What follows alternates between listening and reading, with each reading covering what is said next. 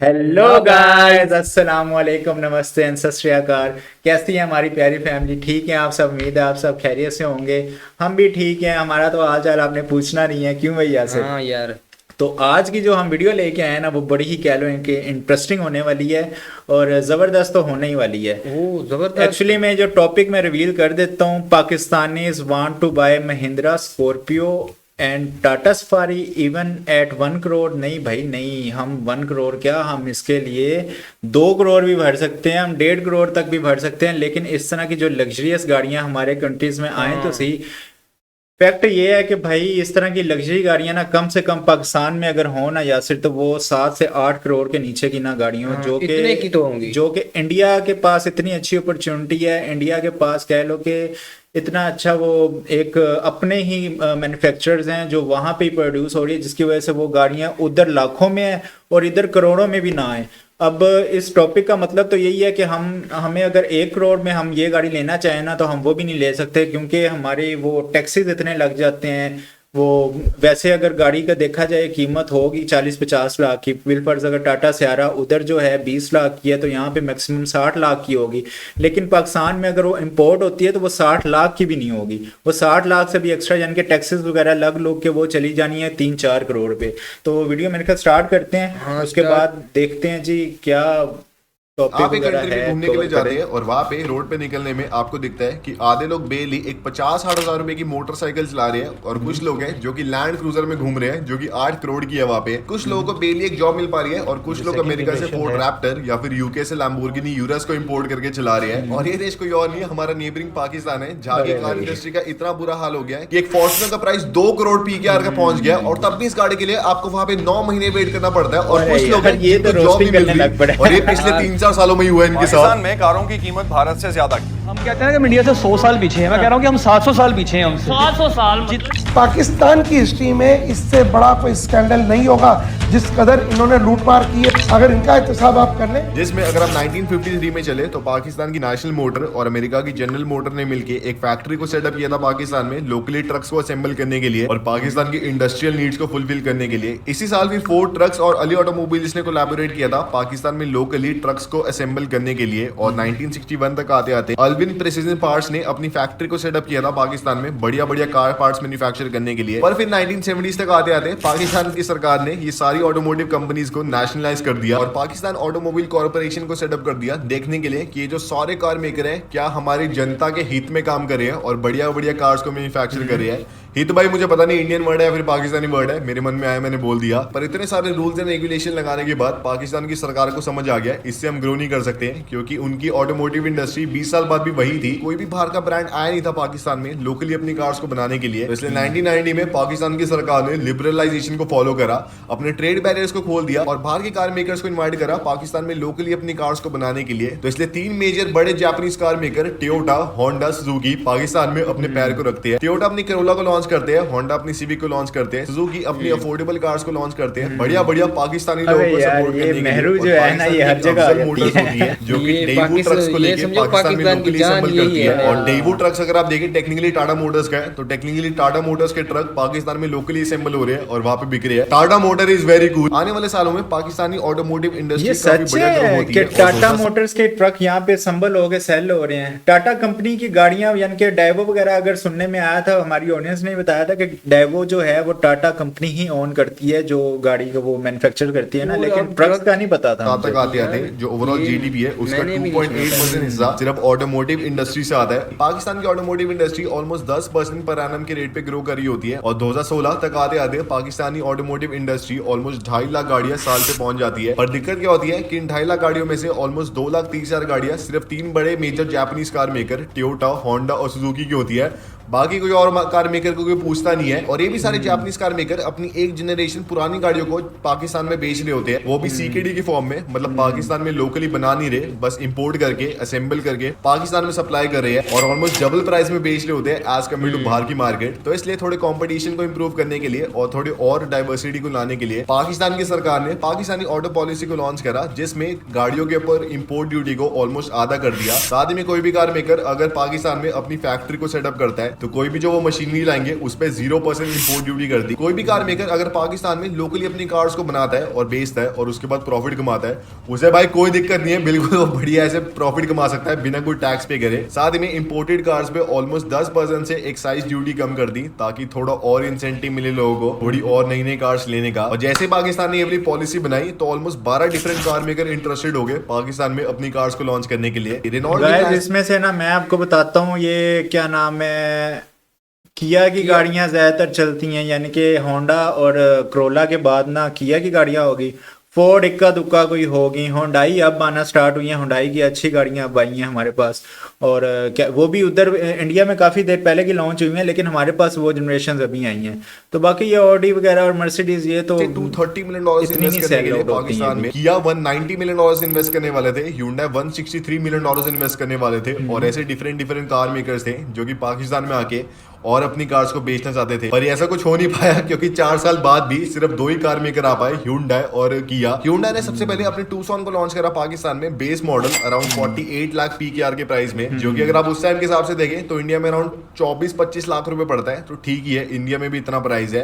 और वही Kia ने अपनी स्पोर्टाज को लॉन्च करा अराउंड 70 लाख PKR के प्राइस में, जो कि अगर हम इंडिया में देखें तो अराउंड 30-35 लाख रुपए पहुंचता है। थोड़ा महंगा ही है, चलो कोई बात नहीं। और हाँ, आप नोटिस कर रहे होगे मेरे चश्मे में बिल्कुल भी ऐसे रिफ्लेक्शन नहीं आ रही जैसे पहले आती थी, ब्लू, क्योंकि मैंने अपग्रेड कर लिया है लेंसकार्ट की हसलर सीरीज में, जो कि सिर्फ मैं नहीं, लेंसकार्ट के समझ रहे हो ना? पीयूष बंसल ने भी पहना हुआ है शार्क टैंक इंडिया में, तो 2 बड़े बड़े लोगों ने पहन लिया है और सही में भाई काफी ऐसे कंफर्टेबल है और स्टडी सा है। ये वाली सीरीज क्या हो गया भाई, तू परेशान बैठा हुआ है, उदास है, यार क्या ये हो गया? गाड़ियों की सुन सुन के ना अबे मैं भाई कि- कुछ नहीं होता, ये शुरू से चलता आ रहा है, तू क्यों परेशान हो गया यार? डिफरेंट कलर ऑप्शन में मिलती है, साथ में powered plus non powered lenses के साथ मिलती है। मैंने पावर्ड लेंसेज लिए जिनमें आपको सुपर अल्ट्रा ब्लू रे प्रोटेक्शन मिलती है, जिससे क्योंकि मैं स्क्रीन के आगे पूरा दिन बैठा रहता हूँ तो इसलिए मेरी आंखें खराब नहीं होने वाली और ये एकदम प्रोटेक्ट कर लेंगे मेरी आंखों को स्क्रीन की डेंजरस ब्लू लाइट से। और साथ ही में जो मेरा पिछला चश्मा है अराउंड 3000 रुपए का था, ये वाला चश्मा 999 रुपीज का और उससे ज्यादा कंफर्टेबल अरे और भाई, क्लियर है। इससे और आप भी थोड़ा ले सकते सा हैं, आगे ये भी चलें, Hustler series sponsorship link आ description गई में होगा, यार। या फिर आप अपने पास के लेंसकार्ट स्टोर में जाके ले सकते हैं,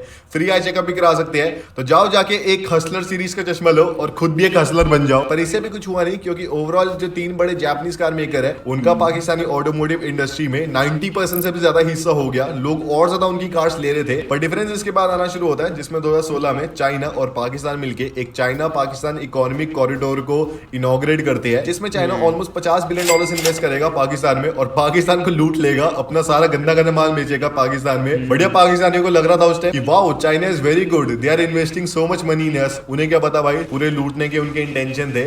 और इसलिए जब चाइना ने ये वाला अपना इकोनॉमिक कॉरिडोर को इंट्रोड्यूस किया तो चाइना के 10 घटिया कार मेकर ने बोल दिया कि हम पाकिस्तान में अपनी कार्स को बेचेंगे।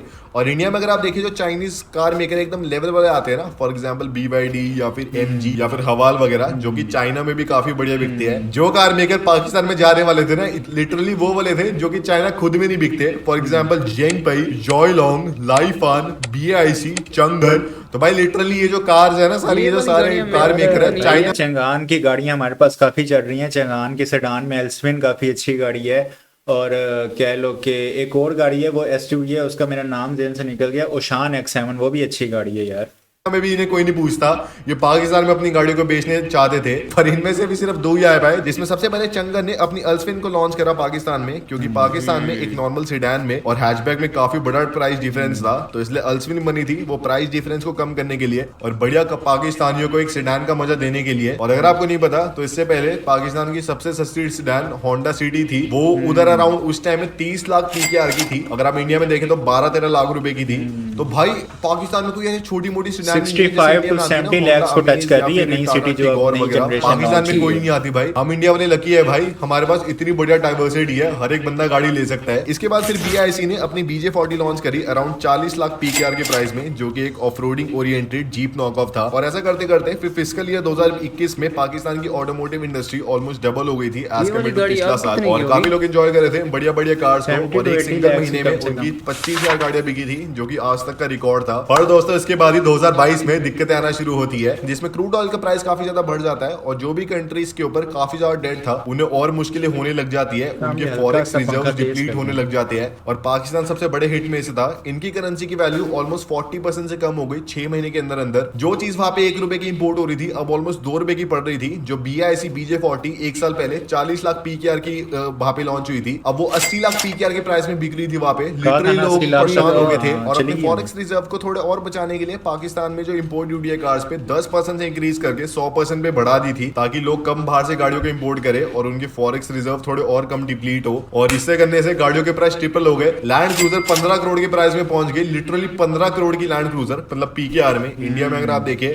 तो उसका आप 1/3 कर लो, अराउंड 5 करोड़ की फिर भी बढ़ रही है, बहुत ज्यादा महंगी है। पर फिर भी अगर आप देखिए पाकिस्तानी ऑटोमोटिव इंडस्ट्री की मेन चीज ये नहीं है कि उनकी गाड़ियां बहुत ज्यादा महंगी है, जिसका आपको बढ़िया प्रूफ देता हूँ। जिसमें अगर आप देखें तो एक फॉर्च्यूनर के टॉप एंड मॉडल का प्राइस पाकिस्तान में 2 करोड़ PKR का है। ये GR स्पोर्ट वाला वर्जन है। इंडिया में अगर आप 2 करोड़ डाले कितना होता है, तो ऑलमोस्ट 60 लाख रुपए होता है इंडियन करेंसी के हिसाब से। तो अगर आप देखिए वही प्राइस है जो कि इंडिया में है। इंडिया में भी GR स्पोर्ट वाला वर्जन है, अराउंड 60 लाख रुपए का आता है। वही एक 2022 की टोयोटा हाइलैक्स का प्राइस अराउंड 97 लाख PKR का है, तो ऑलमोस्ट 28 लाख रुपए पड़ता है। तो अगर आप देखें यूज कार का प्राइस भी उतना ही है जितना इंडिया में है। पर दिक्कत पाकिस्तानियों को 3 मेन कारणों की वजह से होती है और वो बहुत ही बड़ी दिक्कतें हैं। जिसमें सबसे पहले अगर आप देखें इंडिया में अगर आपको कोई गाड़ी बुक करानी है, मान लो आपको एक स्कॉर्पियो N बुक करानी है, तो जनरली जो बुकिंग अमाउंट है ऑलमोस्ट 1% होता है गाड़ी की वैल्यू का। अगर 25 लाख की गाड़ी है तो 25,000 रुपए बुकिंग अमाउंट होगा। कभी कभार 50,000 भी हो जाता है, लाख रुपए भी हो जाता है, इसके ऊपर नहीं जाता कभी भी, भले कितनी मर्जी महंगी गाड़ी हो। ऐसा तो कभी नहीं होता ना कि आप जैसे मान लो 25 लाख की गाड़ी है तो आप उस पर 20 लाख रुपए बुकिंग अमाउंट दे रहे हो और फिर कुछ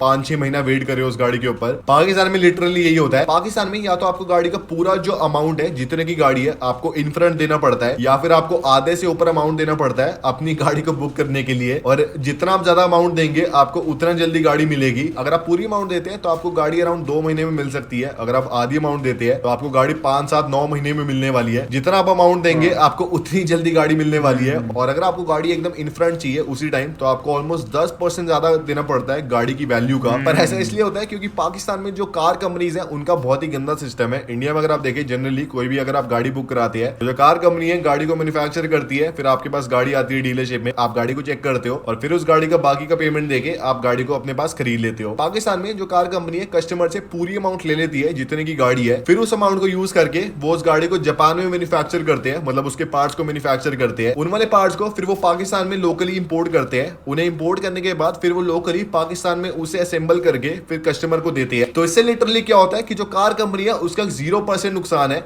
उन्हें पैसा इन फ्रंट मिल गया पूरी गाड़ी का, उस पैसे को यूज करके वो उससे इंटरेस्ट कमा सकते हैं, कुछ भी कर सकते हैं। वो गाड़ी को 5-6 महीने बाद आराम से मैन्युफैक्चर करते हैं जापान में, पाकिस्तान में लोकली बनाती है और फिर कस्टमर को देते हैं। जिससे भाई कार कंपनी को इतना ज्यादा बड़ा मुनाफा हो गया, ना उनका कोई रिस्क है कि कस्टमर कैंसिल कर देगा गाड़ी, कैंसिल कर दो भाई हम अपनी गाड़ी रख लेंगे। वो अपनी गाड़ी को जापान में बनाता है, ना वो फैक्ट्री का रिस्क ले रहा है और फंस रहे हैं भाई पाकिस्तान के लोग। पर इससे बड़ी चीज क्या है कि अगर आप देखिए कोई भी अगर आप गाड़ी लेते हैं जनरली फाइनेंस पे लोगे, इंडिया में जो फाइनेंस का रेट है अराउंड 8% का अगर आप देखें, जो कि काफी रीजनेबल रेट है। पाकिस्तान में अगर आपको नई गाड़ी फाइनेंस करनी है आपको देना पड़ेगा 17% का या फिर 17%।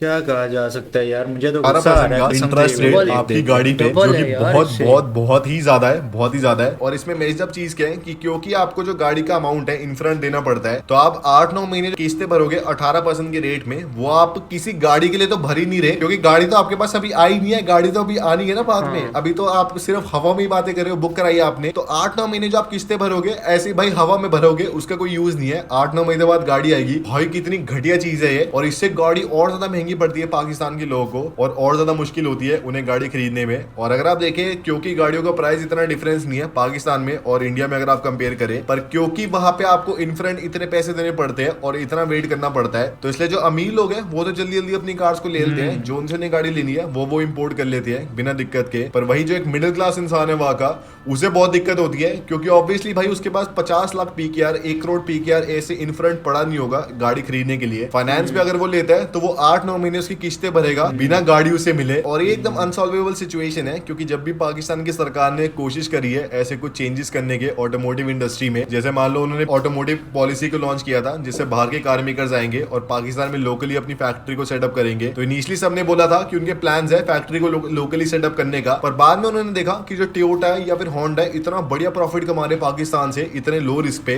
तो हम क्यों ही अपनी फैक्ट्री को सेटअप करें, क्यों ही एक्सपैंड करें, हम भी उसी वाली स्ट्रैटेजी को अडॉप्ट करके पाकिस्तानियों को लूटेंगे। और भाई पाकिस्तान की तो वैसे सरकार थोड़ी नकली है, मैं तो भाई उन्हें एडवाइस करूंगा कि जो हमारे इंडिया की कार्स है उन्हें लोकली पाकिस्तान में बेचना शुरू करो भाई, आपको जो वैल्यू टू मनी प्रोपोर्शन मिलेगा लिटरली कोई और। यार गाइस ये वीडियो तो हो चुकी है यहाँ पे एंड। यार जैसे तुझे मैं एक बात बताऊँ ना, कसम से किसका दिल नहीं करता यार कि गाड़ी लग्जरी से लग्जरी यूज़ करे और सस्ती से सस्ती यूज़ करे, लेकिन हम क्या करें, इंपोर्ट ड्यूटीज इतनी है, टैक्सेस इतने हैं कि वो गाड़ी हमारे पास आते आते ना कम से कम 4-5 करोड़ की वो गाड़ी बन जाएगी। मैं भी यही सोच रहा था कि अगर हम इंडिया से गाड़ी इंपोर्ट करते हैं तो हमारा जो खर्चा है ना बचेगा, क्योंकि हम दूसरे कंट्री से करते हैं ना जब, तो आने में जो होता है ना खर्चा वो ज्यादा हो जाता है। इंडिया हमारे करीब है ना, इस वजह से पता नहीं अब ये सरकारों का क्या इशू है, हम तो कुछ नहीं कह सकते। पॉलिटिशियंस उधर के भी और इधर के भी वो कह लो कि काफी देर से इशू चलता आ रहा है। जब तक ये इशू रिजॉल्व नहीं होगा तब तक कह लो कि ट्रेड ओपन नहीं हो सकेगी, और जब तक ट्रेड ओपन नहीं होगी तब तक हम इंडियन गाड़ी का कैसे मजा ले सकते हैं, यानी कि उसकी राह भी नहीं तक सकते, क्योंकि पता ही नहीं है कि इन फ्यूचर में भी ट्रेड ओपन होती है कि नहीं। उससे भी मेन मसला मैं आपको बताऊं, अपने जो इधर मेन जो 3 ही, यानी कि जैसे कि इस वीडियो में बताया मेन 3 ही है, टोयोटा होगी, होंडा होगी, और तीसरी कौन सी बताई थी इन्होंने, ये चंगान की होगी, यानी कि ये तो अभी लॉन्च हुई है ना। इन गाड़ियों का मेन मकसद ही पाकिस्तान में लॉन्च करवाने का यही था कि किसी तरह इनकी मार्केट को कम किया जाए या इनकी मार्केट टूटे, क्योंकि इनके पुरानी जनरेशन आती थी और पुरानी जनरेशन ही आपको कह लो कि 50-50 60-60 लाख की। अब जैसा कि सिटी का मैंने बताया, सिटी 45 से स्टार्ट हुई थी, यानी कि 30 से सॉरी स्टार्ट हुई थी, और अब कह लो कि 65 तक पहुंची हुई है। इसी तरह चंगान है, चंगान भी आपको क्रॉस कह लो कि 50+ में कॉस्ट करती है। वैसे जब हमारे ना पाकिस्तान में मेहरान आ रही थी ना, उस वक्त हर कोई मेहरान ले लेना। मेहरान तो कह लो कि वैसे भी नेशनल कार है, और वो इस वजह से मेहरू को लिया जाता है कि भाई एक तो उसकी एवरेज अच्छी है, दूसरा इजी हर बंदा अफोर्ड कर सकता है। अब तो फिर उसको बंद कर दिया गया है एकदम से। तो गाइस हमारा तो हम क्या कह सकते हैं, हमें तो उल्टा और क्या नाम शर्मिंदगी हमारा होती है। दिल तो है कि इंडिया की गाड़ियां ट्रेड ओपन हो तो फिर ही जाके हम कह लो कि बाय वगैरह कर सकते हैं। जब तक ट्रेड ओपन नहीं हो सकती तो कुछ भी नहीं हो सकता, ना इधर से इंडिया की गाड़ियां आ सकती हैं, ना हम उनको चला सकते हैं। तो गाइज आपको ये वीडियो कैसे लगी, आपको ये रिएक्शन कैसा लगा, इस तरह की हमारी मजीद वीडियोस देखने के लिए हमारे चैनल को सब्सक्राइब कर लिया करें, हमारे बेल आइकन को ऑन कर लिया करें। बाकी मिलेंगे आपसे नेक्स्ट वीडियो में एक नए टॉपिक के साथ। Till then take care.